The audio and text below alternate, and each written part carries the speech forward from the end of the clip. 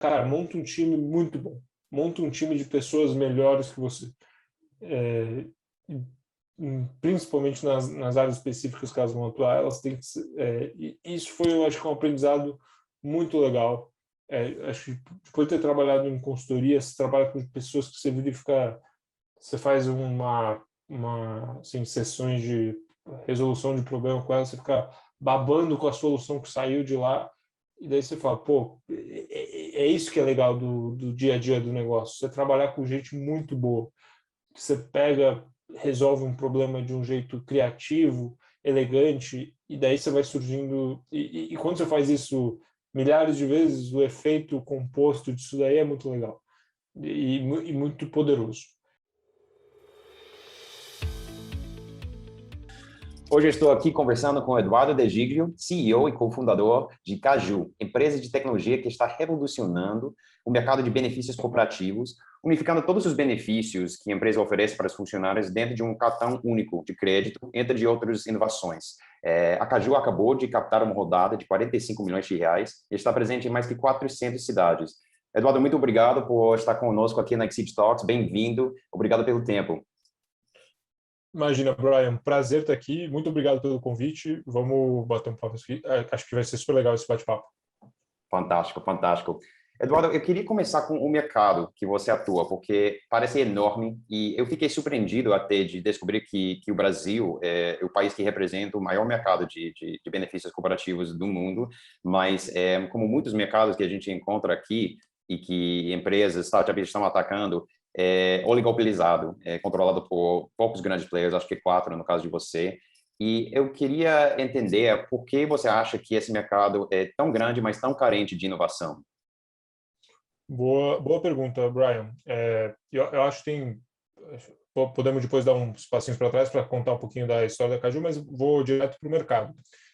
Esse mercado ele surgiu nos anos 70, então ele surgiu muito em função de uma regulação que surgiu, que é o Programa de Alimentação ao Trabalhador. Então, ele surgiu para... Esse Programa de Alimentação ao Trabalhador, no contexto da época, pensa que era um Brasil onde se ainda tinha fome, se ainda tinha miséria, e esse programa ele surgiu para garantir uma segurança alimentar do trabalhador brasileiro. E por meio dele, ele criava as empresas podiam ter esses programas que que teriam um incentivo fiscal.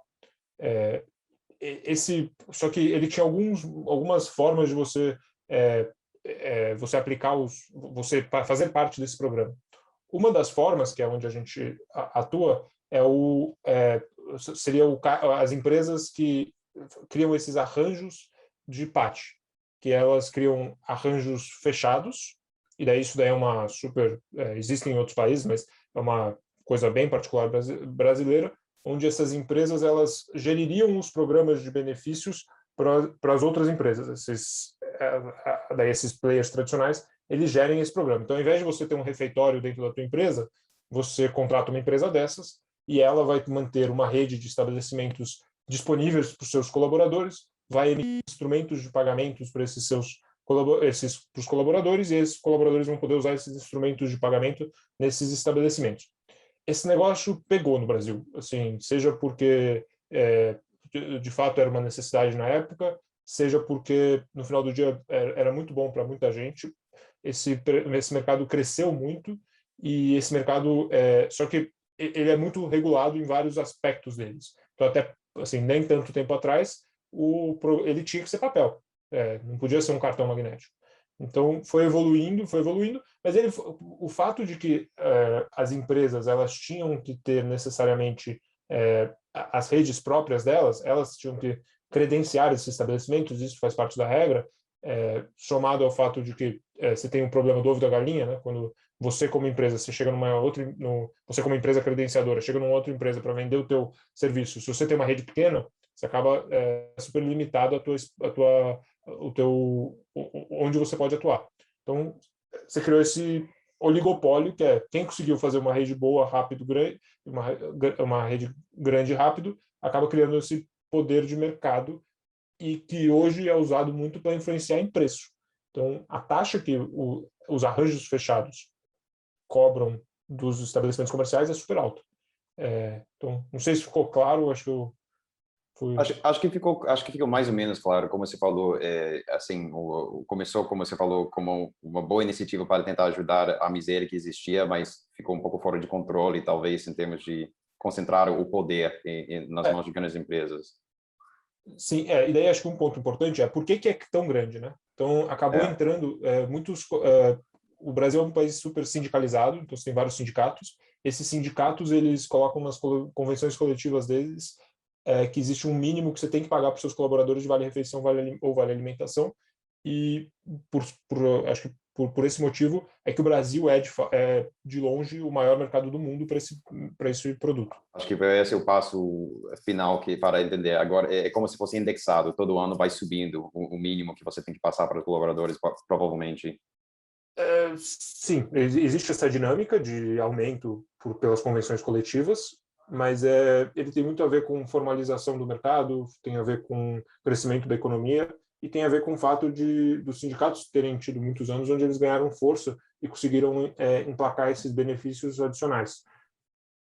Entendi. Parece que tem muita semelhança, na verdade, com o setor fintech e de grandes bancos, né? Onde que você tem 4, 5 bancos que têm margens enormes e por isso tem uma grande oportunidade de oferecer um melhor serviço por custo menor e tudo bem, ganhar uma margem menor, mas tem muito para crescer. Você enxerga essa semelhança também? Existe uma dinâmica semelhante nesse mercado, que é a prática de rebate. Então, e daí acho que até um ponto interessante que eles subsidiam o crescimento deles em uma ponta em detrimento de cobrar caro na outra. Então, isso é uma prática comum desse mercado que, assim, pode parecer... Assim, os bancos, eles têm uma dinâmica parecida de subsidiar um produto rentável, daí ficando no 0 a 0 ou perdendo em outro. Isso é super... Acho que é super comum. É comum em empresas de software hoje em dia, empresas grandes que subsidiam, sabe, pensa num bar, você tem que dar um amendoim de graça pro cara vir. Então, é uma coisa parecida com isso.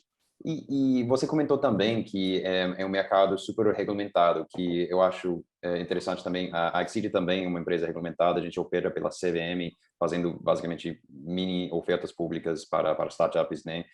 IPOs simplificados para startups, mas a gente tem essa experiência de trabalhar com o regulador. Eu queria entender de você o que você acha sobre esse aspecto da sua empresa, sobre as dificuldades e talvez sobre os benefícios de operar um modelo que tem esse aspecto de alta regulamentação. Você pode aprofundar um pouco mais nesse detalhe, esse aspecto? Foi uma preocupação desde o começo nossa, está muito aderente com as regras do regulador. Assim, querendo ou não, essas leis, concordando ou não, elas existem.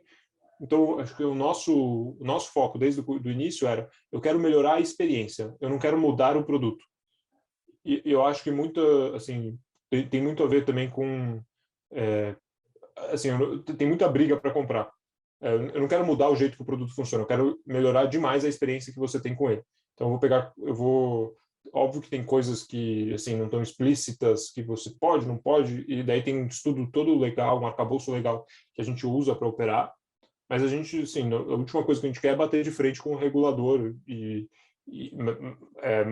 Então, o nosso mote aqui é melhorar a experiência, não necessariamente mudar os produtos.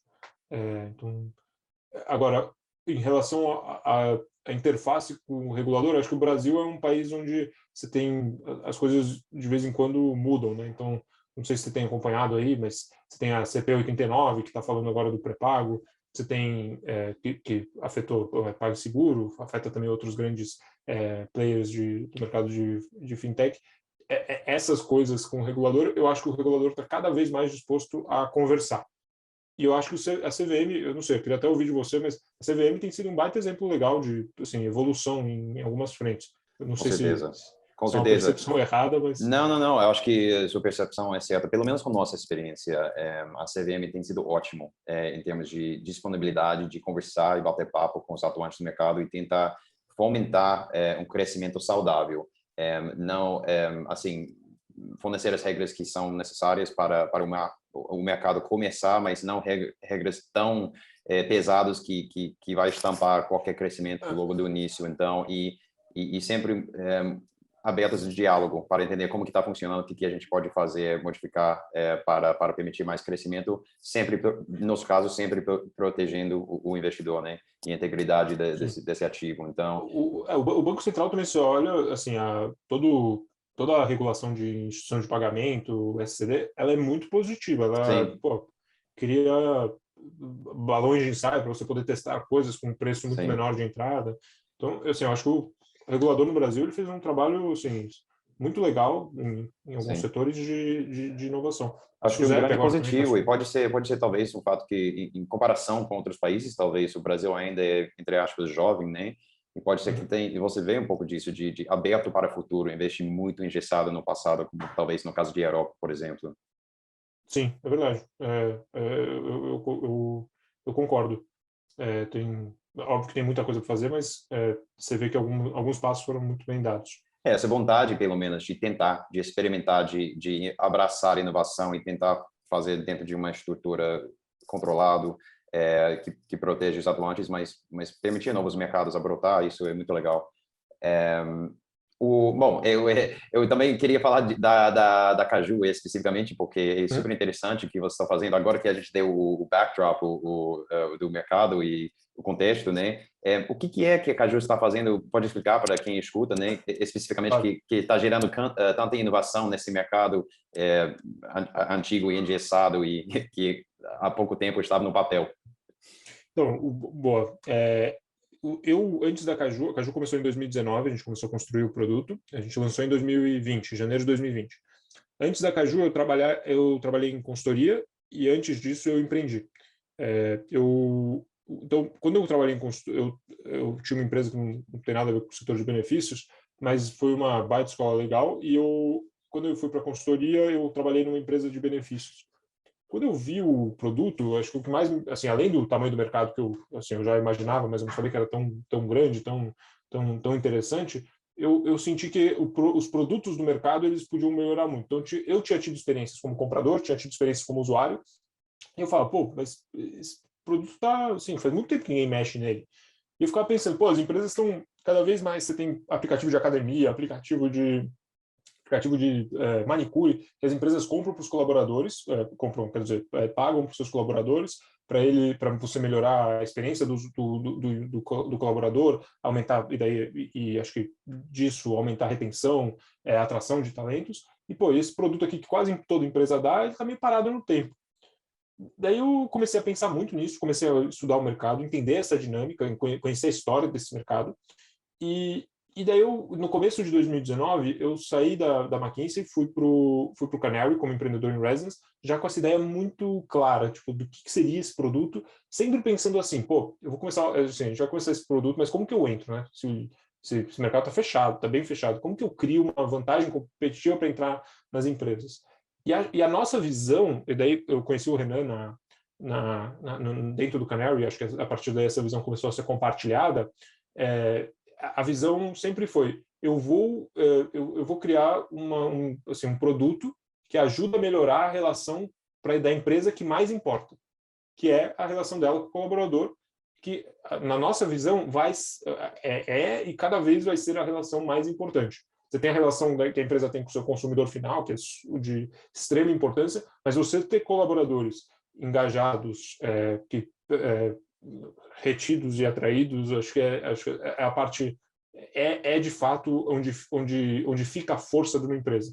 Então a gente definiu que esse seria a linha diretriz dos produtos que a gente ia fazer, começando por esse produto. E esse produto tem duas coisas muito legais, que é uma, a gente enxergava que tinha uma oportunidade enorme, então a gente enxergava que esse produto estava assim, defasado, precisava melhorar, e a gente sabia uma ou outra dor que esse produto tinha, a gente subestimou, acho que um pouco elas, mas a segunda dinâmica é que a empresa inteira usa.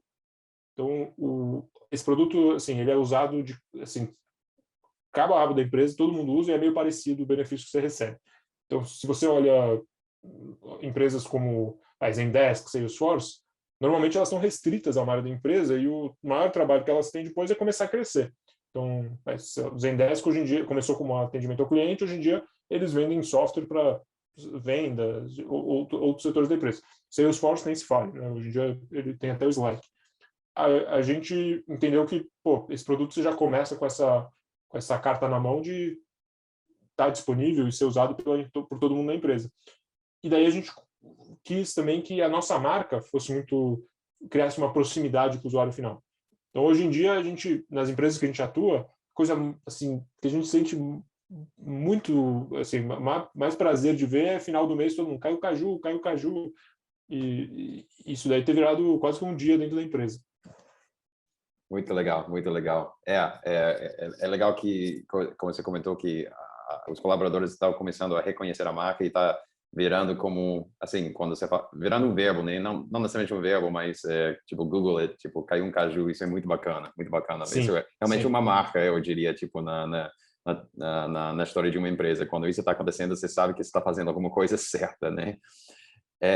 Mas eu li um comentário, falando um pouco mais também sobre o modelo, eu li um comentário e como vocês inovaram, parece que vocês têm um modelo um pouco diferente do que o modelo tradicional, então, do mercado. Eu li um comentário de você sobre o rebate que você mencionou antes, em que é uma forma de cashback que acaba ficando com a empresa, mas poderia ir ao funcionário.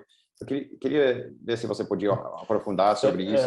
Acho que na última resposta eu acabei nem falando tanto do nosso produto, né? Mas como que funciona a Caju? Então, Tá. a gente criou um cartão que ele tem todas as regras, ele continua sendo dinheiro carimbado, ele só pode ser usado para benefícios, né? E totalmente de acordo com como a empresa definir.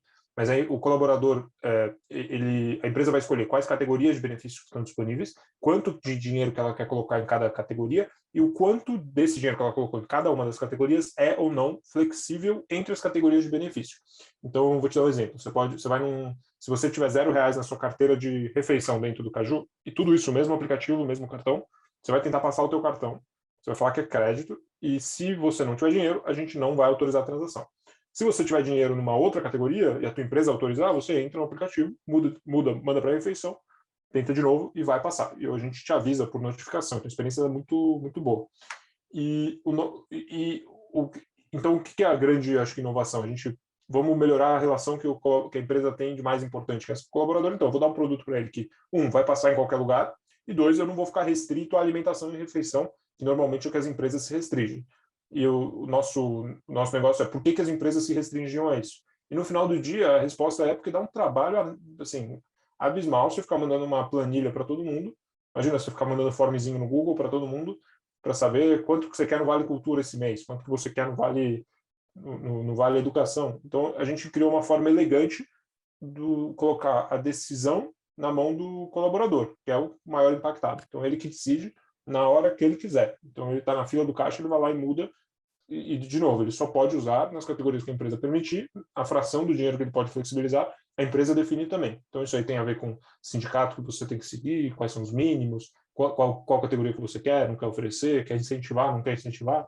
Então, esse é o produto. E daí tem uma questão que a gente não consegue oferecer rebate, porque o nosso economics ele é muito diferente do mercado tradicional. A gente opera o nosso modelo de negócio como emissor e a gente então a gente não define as nossas taxas, a gente tem uma taxa da bandeira pré-definida. E a gente não consegue pagar esse rebate. Rebate é meio que um subsídio, uma taxa negativa que se usa no mercado para ganhar, assim, porque como um player tradicional ganha o deal de outro. Então eles vão lá e oferecem uma taxa negativa. Eles conseguem subsidiar essa taxa porque eles cobram muito caro na outra ponta. Como a gente não consegue, assim, o nosso modelo não fecha com isso, a nossa linha de negócio, assim, a gente se apresenta como, cara, eu sou assim, você não precisa disso, isso daí isso não é um benefício que vai refletir no seu colaborador. Isso não é assim, se você oferecesse esse cashback para o seu colaborador, ele não ia querer. Ele prefere um produto melhor. Então, é a mesma coisa que te falar, pô, você quer usar esse cartão aqui que não vai funcionar em todo lugar, mas eu te dou um cashback?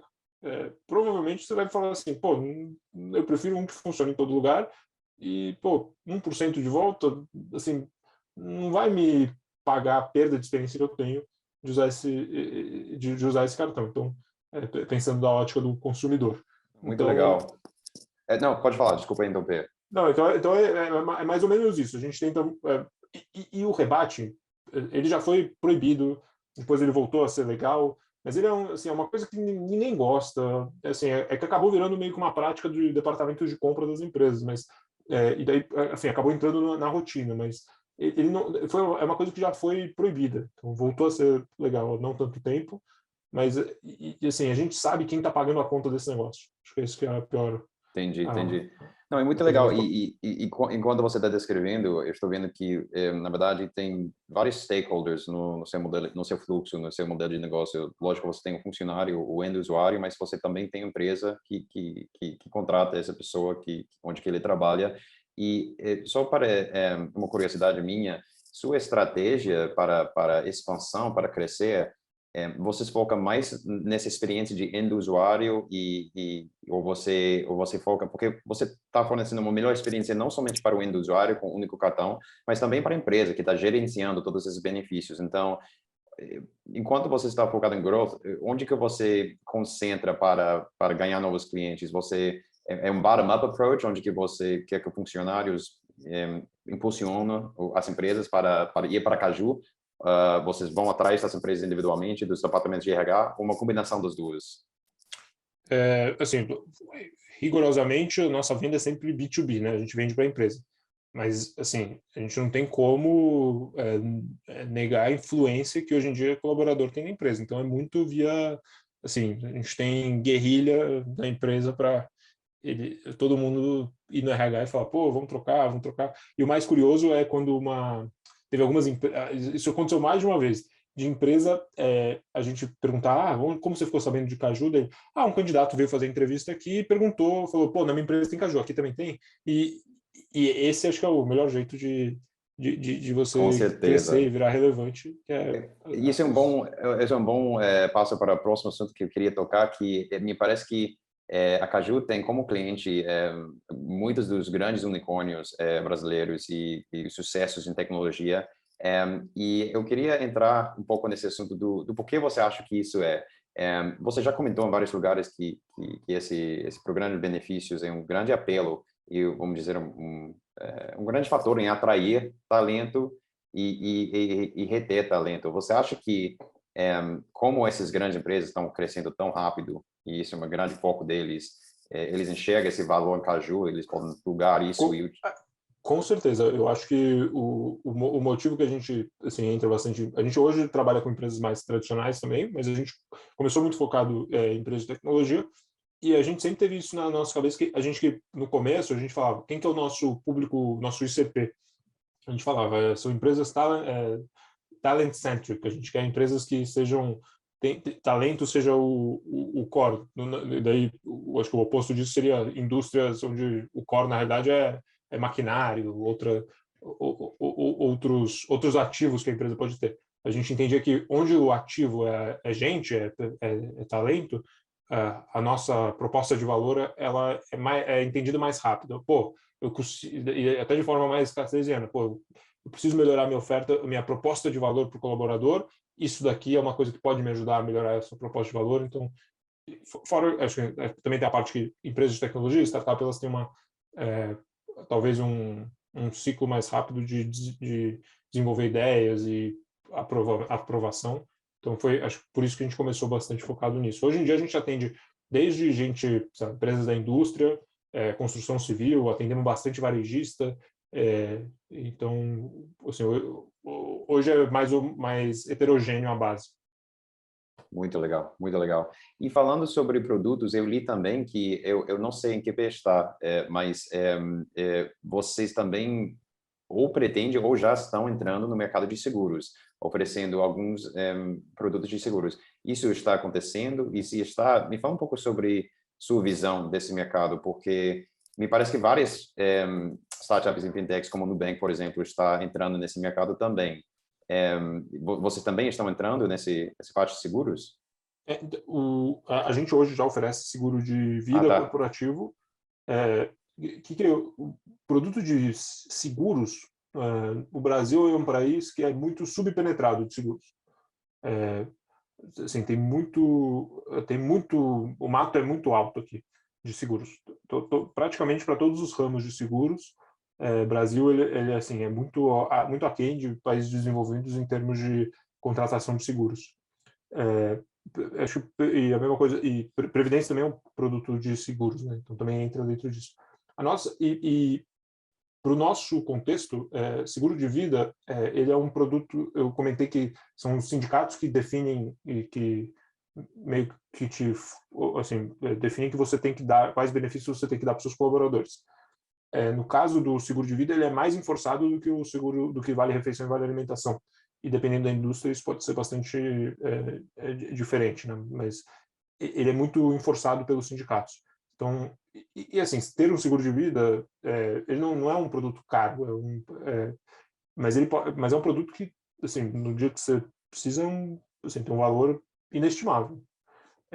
Então, a gente começou por esse produto, a gente está evoluindo, mas ele já está com alguns milhares de pessoas usando, seguradas, então, e a gente vai evoluir ele, criar outros, tem vários formatos que o seguro de vida pode ser, mas a gente começou e a nossa visão é que ele deve ir junto com uma empresa que contrata benefícios de um jeito, vai contratar isso também, seja porque o nosso preço é muito bom, aí a experiência vai ser muito simples, tipo, se você já é usuário da Caju, é só um botãozinho que você clica, já está todo mundo segurado. Então, Legal. isso é um pouco da nossa visão. Por que você acha, de curiosidade, por que você acha que o mercado aqui está subpenetrado, como você falou, nesse mercado aqui no Brasil? Eu acho que é muito correlacionado a PIB per capita, desenvolvimento econômico, de você criar prioridade para isso a partir do momento que, assim, não é uma seguros, eu imagino que não é uma prioridade de primeiro, se você pensa na pirâmide de Maslow, não é a base lá de, assim, então eu acho que tem Não é a totalmente a primeira ver coisa com, que você está preocupado. não, mas acho que à medida que você que vai se desenvolvendo, outras necessidades básicas vão sendo atingidas, você vai seguro, preocupação com o próximo, preocupação com os teus bens, preocupação com as tuas com outros entes, essa transferência o seguro no final do dia ele é uma transferência de risco, né? Ele basicamente ele serve para isso. Você transfere risco a partir do momento que você já não tá preocupado com as outras coisas. Então, eu acho que tem tudo a ver com isso. É por esse motivo que não é tão penetrado. Tem também uma parte de... Acho que assim, essa cultura de você endereçar risco assim, também não é uma coisa pertinente ao brasileiro. Talvez, que vai mudar, óbvio. Acho que com o tempo. Mas, assim, seguros podem ser muito bons. É que também tem acho que seguro ele é complexo, ele é difícil, e a regulação está mudando para ajudar nisso. A SUSEP, assim, pelo que eu não sou tão próximo desse mercado, estou começando a ficar mais agora, mas a SUSEP parece que está sendo um agente super positivo de melhorar a regulação desse mercado, e deixar ele mais simples, mais fácil de consumir. Mas eu acho que, assim, estamos tá work in progress nesse mercado. Vai melhorar bastante. Legal, legal. Com certeza, é um mercado enorme e bastante oportunidade, como você falou. Só uma última pergunta que eu tinha sobre o modelo e os produtos de você. Para quem não sabe muito bem do mercado, quais são os produtos e serviços que podem ser incluídos como benefícios por lei e quais são o tipo de coisa que não pode ser incluído, que você não pode oferecer embaixo desse guarda-chuva de benefícios? Tem alguns artigos dentro da CLT que eles falam quais itens que podem ser benefícios. E basicamente o fato de ser benefício ele não fazer parte da base de cálculo de salário. E daí, por não fazer parte da base de cálculo, você não paga, o colaborador não paga imposto de renda, a empresa não paga FGTS, INSS, todos os impostos que ficam em cima do salário. Quais são esses? Então, lá dentro da CLT, ele fala de auxílio alimentação, fala de mobilidade, fala de educação, itens de educação, fala de itens de saúde, então desde procedimentos de saúde até os próprios seguros de plano de saúde, fala também de seguros de vida, seguros de acidentes pessoais, fala de... que mais? Fala de o Vale Cultura, fala de... Daí tem uma parte também de premiação, que fala que também não faz parte da base de cálculo do salário. Deixa eu ver se eu esqueci algum. Cultura, educação, saúde. Fala também tem uma outra coisa que é auxílio home office, que daí não necessariamente é um benefício, mas também não faz parte da base de cálculo do salário, como ajuda de custo.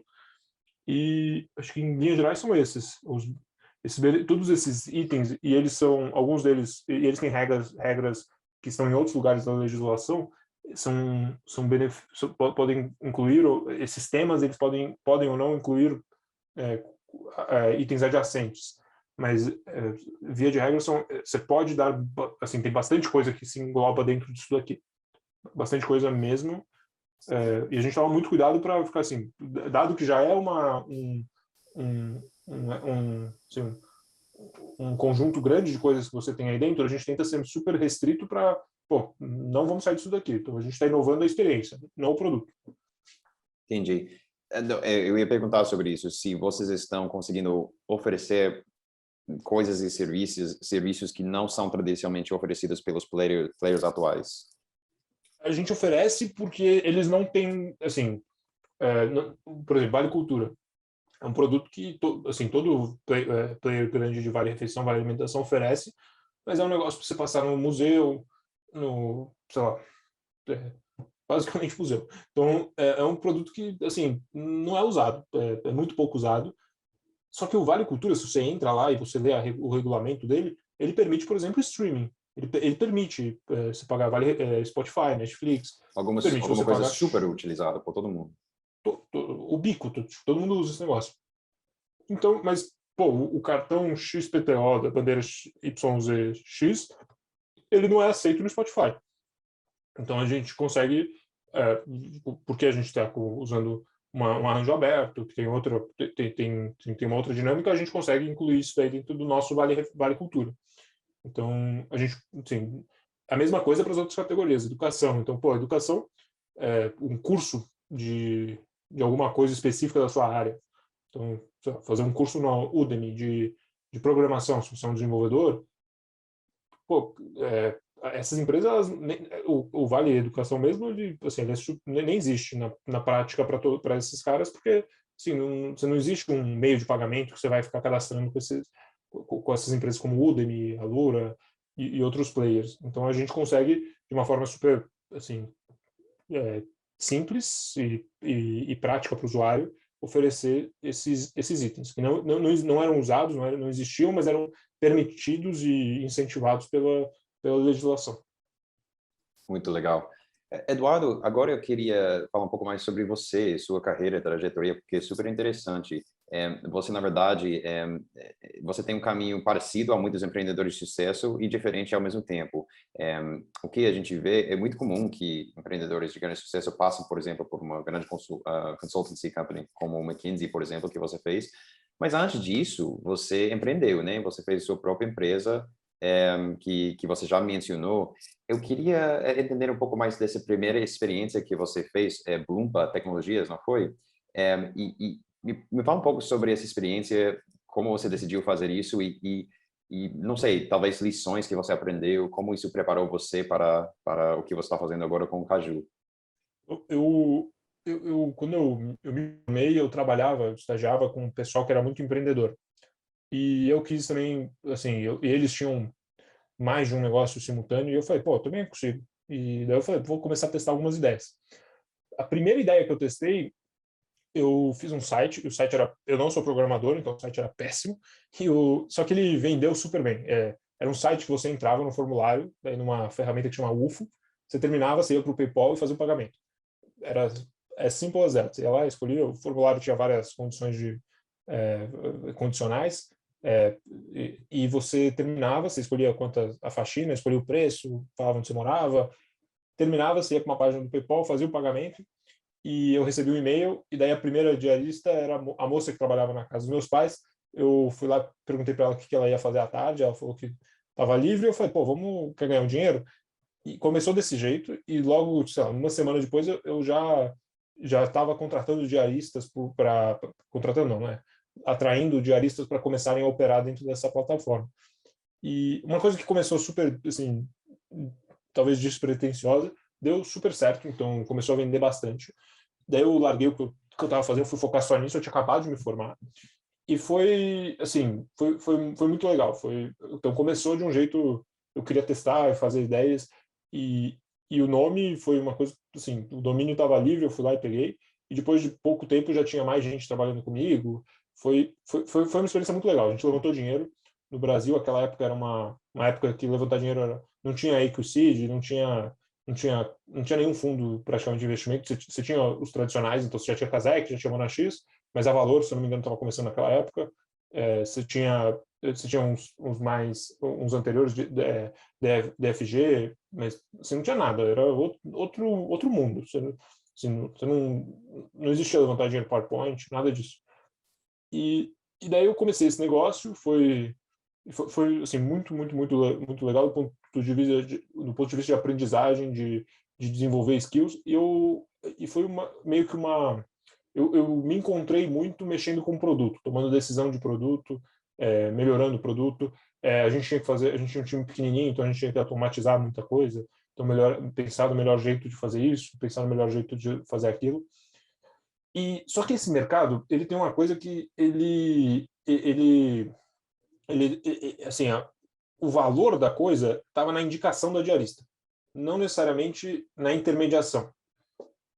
E talvez eu demorei para perceber isso, mas quando eu percebi, eu comecei a trabalhar em assim, coisas para mudar essa percepção e criar mais valor em volta do que a gente oferecia.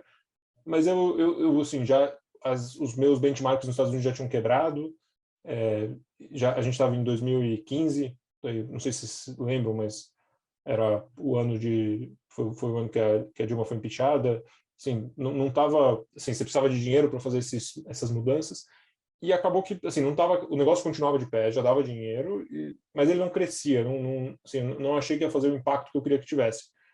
E daí eu comecei uma conversa com os meus investidores na época, e eles acabaram comprando junto com mais gente a minha parte, né, na empresa. E daí eu fui logo em seguida para trabalhar em consultoria. Por que eu fui trabalhar em consultoria? Eu queria muito trabalhar, eu queria ver como que era uma empresa grande, mas eu não fazia ideia e não tinha vontade muito de trabalhar numa empresa gigantesca. E consultoria envolvia duas coisas que eram muito, assim, que era mais ou menos o que eu queria fazer na época, que era trabalhar nessas empresas grandes dinâmico, então, sei lá, eu imaginava que ia ser um mês em uma, um mês em outra.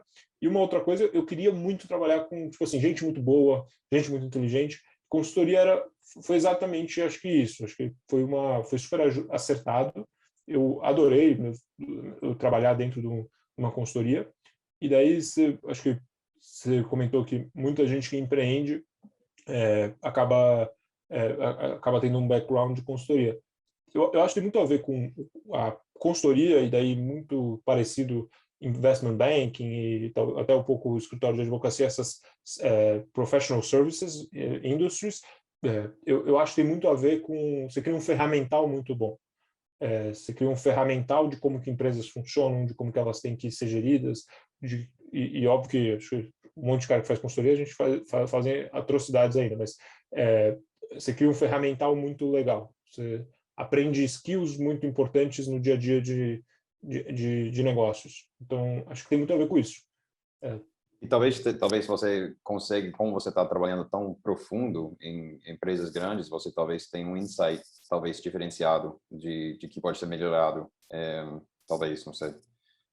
Sim, você tem essa visão de helicóptero das coisas que eu acho muito assim, quando você está olhando para uma indústria, que de vez em quando você entra num negócio, você está tipo como eu submerso dentro de um negócio, você tem que tomar cuidado para não perder isso, que é essa visão de cima de como que opera o mercado. Claro. E quando você estava na Bloomba, o que você, assim, parece que você começou do zero, como todos os empreendedores, e na marra você veio crescendo até construir alguma coisa que funcionava, que dava dinheiro. O que você aprendeu dessa primeira experiência? Quais são algumas das lições? Pode ser no ramo de fundraising, pode ser no ramo de team building, de modelo de negócios. Você teve boas experiências, más experiências que você não queria repetir na sua segunda tentativa de empreender?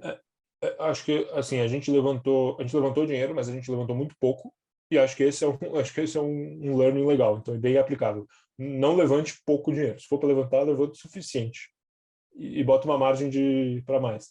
Eu acho que se levantar pouco dinheiro é ruim para todo mundo. É ruim. Você não vai conseguir fazer o que você quer, você não vai conseguir. Assim, você não, no final do dia, você não vai dar o retorno que o teu investidor tá imaginando, sonhando, porque você não vai conseguir. Você não vai conseguir realizar os planos que você se propõe a fazer. Então, é, faça, assim, no final do dia, todo o business plan, ele assim, parte de premissas muito chutes, né? Mas eu acho importante você ter um business plan na cabeça para saber, cara, o mínimo que eu preciso de dinheiro é isso. Tipo, eu vou gastar no mínimo isso por mês. Eu acho que em 12 meses eu consigo fazer, pelo menos provar esse próximo ponto. Então levanta no mínimo o suficiente para você fazer isso. Isso eu acho importante. Se você É for importante levantar ter muito pouco, cenários, né, do base case, do worst case scenario, best sim, case scenario e sim, mas o que eu acho, assim, quando você vira e fala, vou levantar com friends and family, cara, junta mais friends and family, não faz uma rodadinha pequenininha, porque se você vai se naquela frustrar, época, não sei se você pode falar, mas você captou quanto dinheiro naquela época? ah, sim, muito pouco. Muito Pensa, pouco. pensa tipo, naquela época, sei lá, eu captei menos de Ah, US$ 100.000, tá. Tem low mesmo, e- tá. então É. isso acho que era, assim, um ponto, Então, talvez ser um pouco mais na época eu nem lembro ambicioso. o câmbio, mas, Entendi. e, assim, sabe, vai mais sozinho, sem captar, até você chegar num ponto Ah, que você capta mais. Acho também que por causa da diluição, né? também, De exato. receber muita diluição bem no início, isso meio que incapacita rodadas futuras.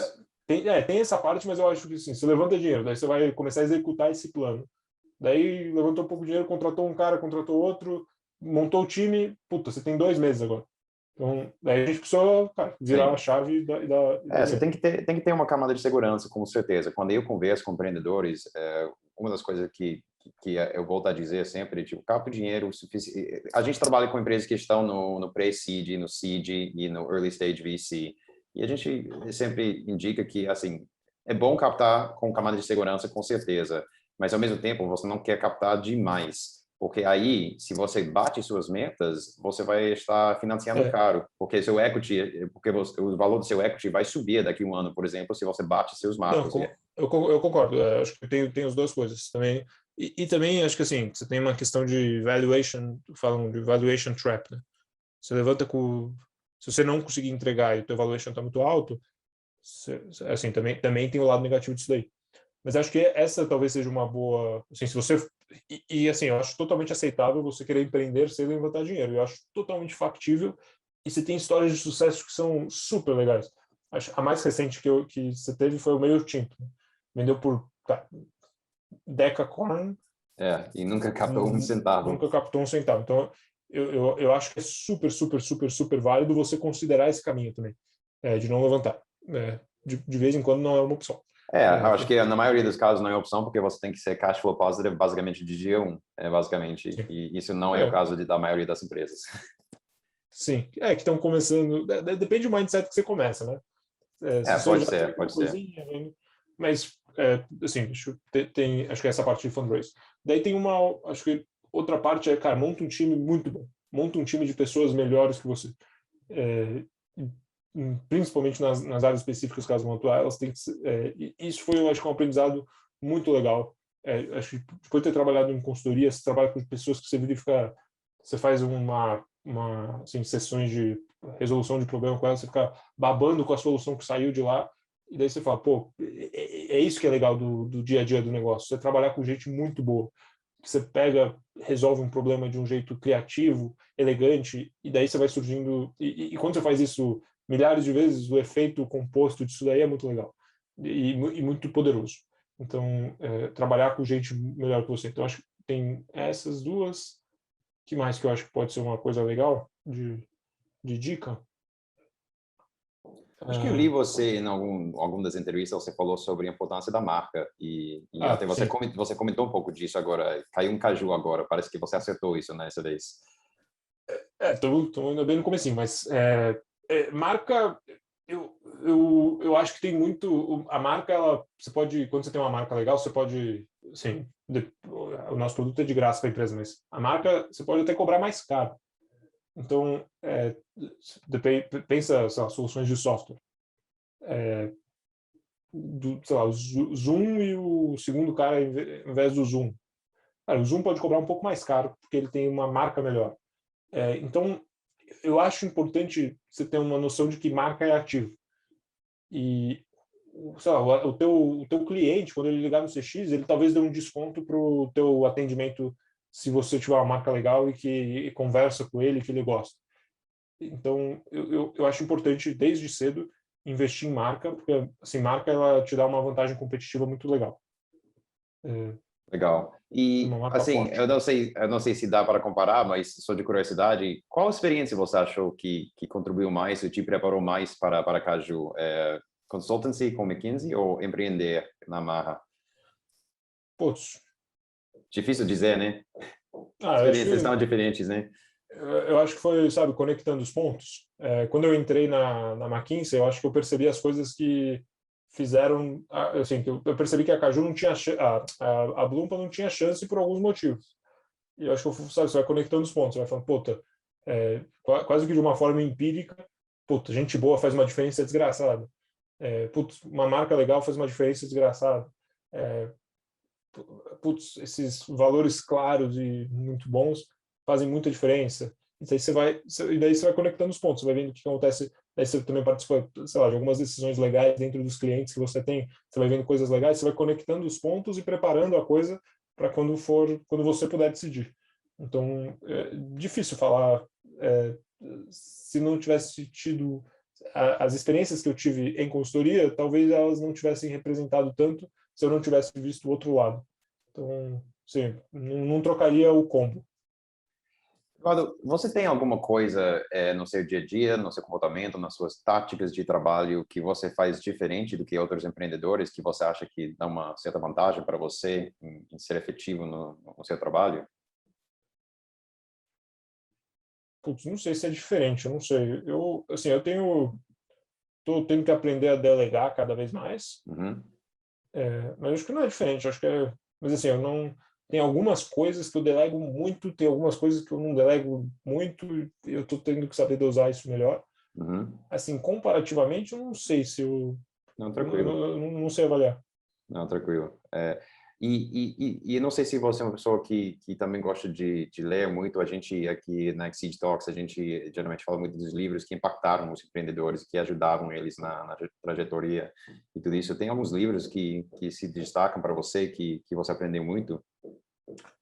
Olha, eu não, assim, livro específico, eu acho que eu não tenho. Bom, eu adoro ler, eu acho que assim, eu leio relativamente bastante, e o tipo de livro que eu mais gosto de ler é biografia. Eu gosto de ler biografia porque é quase que uma aula de história com uma historinha, sabe? Você vai acompanhando a trajetória de uma pessoa. Tem um livro que para mim foi bastante impactante, que eu li faz alguns anos, que foi o Mauá. Eu não sei se você está familiarizado com a história. Mauá, no final do século passado, aliás, 2 séculos atrás, em 1800, ele foi o maior empreendedor do Brasil. Ele tinha a maior ferrovia, tinha a maior siderúrgica, tinha o maior banco, o Banco do Brasil, a primeira versão, era dele, depois o governo pegou, mas ele foi assim um baita numa economia diferente, né? Então, uma economia mais que você olha, sabe, parece com os Estados Unidos, você pensa aqueles robber barons, que eram os barões que Sim, o tinham Rockefeller essas. da vida e É, sim. ele era bem esse cara, mas ele conseguiu construir um império, assim, era maior que o Império do Brasil. E acho que foi um livro muito legal de, assim, para você ver, acho que talvez como que era você empreender em épocas diferentes e algumas lições muito legais de tipo quando o cara caiu várias vezes, tipo assim. Então acho que esse livro é muito legal. Agora um livro que eu li recentemente também que foi muito legal foi o livro do Netflix, o No Rules Rule, a regra não ter regras, que tinha algumas coisas, tipo assim, ele me apresentou várias coisas novas, mas tinha algumas coisas que para mim eram muito intuitivas e o cara coloca um framework muito legal, tipo, de você, como que você atrai e retém as melhores pessoas e como que você lidera com contexto, não com amarras nem regras. Então acho que foi muito legal e eu recomendo muito esse livro. Maravilha, cara. Muito legal, muito legal. Sim, biografia tem tanto para aprender. E também uma coisa que eu reparo que quando eu leio biografias, você retém muita coisa porque ele vem no framework de uma história e a gente é mais, não sei, programados como seres Sim. humanos para Acho que é lembrar. exatamente isso. Acho que é por isso que eu sempre gostei muito de história, mas quando você lê uma biografia, é quase que uma história aplicada, né? Sim, Tipo, exatamente. applied sciences, É. então é muito legal. E assim, como você falou, no caso da Mauá, pode ser que aconteceu muito tempo atrás e várias coisas mudam, mas tem alguns aspectos de comportamento do ser humano que não muda tanto. Exatamente. É. Legal. Eduardo, muito obrigado pelo seu tempo. Eu gostei muito da conversa. Como última pergunta, você teria alguma mensagem para passar para os empreendedores que estão me escutando isso, assistindo e que estão se esforçando nos seus próprios empreendimentos? Alguma dica para ajudar eles a continuar com suas próprias empresas? Putz, eu acho que uma dica legal é focar em coisas difíceis. Acho que eu sempre falo um pouquinho disso daí. Focar em problemas difíceis que é mais fácil você atrair gente boa. Foca, se alguém te falar, puta, isso é muito difícil, eu acho que são as coisas mais legais de você gastar seu tempo, normalmente são essas coisas difíceis. Então, no teu caso aí, conseguir fazer coisa na CVM, assim, quando você faz uma coisa difícil, as pessoas também têm uma propensão maior de querer te ajudar. Pessoas bem intencionadas que você acha no caminho. Então, focar em problemas difíceis e acho que essa é uma dica legal. Fantástico, fantástico. Muito obrigado, Eduardo. Eduardo, foi uma excelente conversa e obrigado por ter compartilhado tanto aqui no Exceed Talks. Sou Brian Benioff, diretor na Exceed. Espero que você tenha gostado desse episódio da Exceed Talks. Para não perder próximos episódios, dá aquele seguir no seu aplicativo de podcast e procura Exceed online nas redes sociais e em nosso site, exceed.com. A gente se vê no próximo episódio.